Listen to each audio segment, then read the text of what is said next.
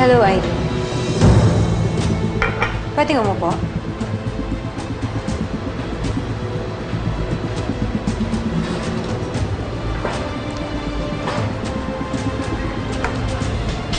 Ba't ka nandito, Joanna?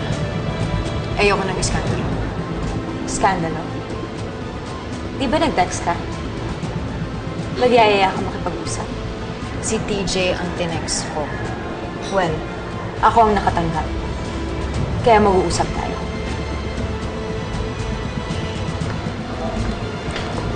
Kung hindi, ibibigay ko sa'yo yung skandalo na dapat nakuha mo nung nakita kong naghahalikan kayo ng asawa ko.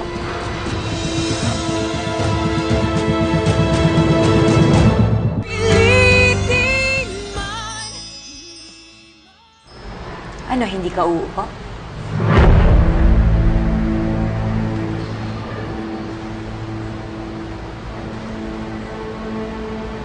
Look, alam kong galit ka about what happened sa funeral. Gusto ko sana mag-explain, pero nagalit ka na. Sino bang hindi magagalit? Di ba pinakausapan na kita? Para ano? Para maabutan ko yung nakita ko. Siya ang pagsabihan mo. Siya ang habol ng habol sa akin, okay? Bigla na lang niya akong hinalikan. He still wants me. What am I supposed to do about that? Ang kapal ng mukha mo. Hindi ka gusto ng asawa ko. Matagal na kayong tapos. Talaga? So, dininay niya kahit na nakita mo na kami. Look, Joanna, uulitin ko ha. Siya ang naghahabol sa akin. It's not the other way around. Hindi niya alam ang ginagawa niya. So, hindi niya rin alam na sinabi niya sa akin na mahal niya pa rin ako. And pinipilit niya na balikan ko siya.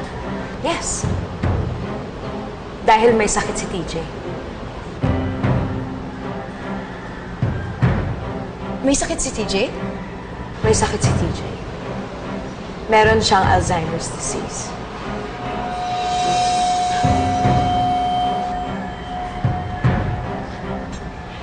Alzheimer's disease.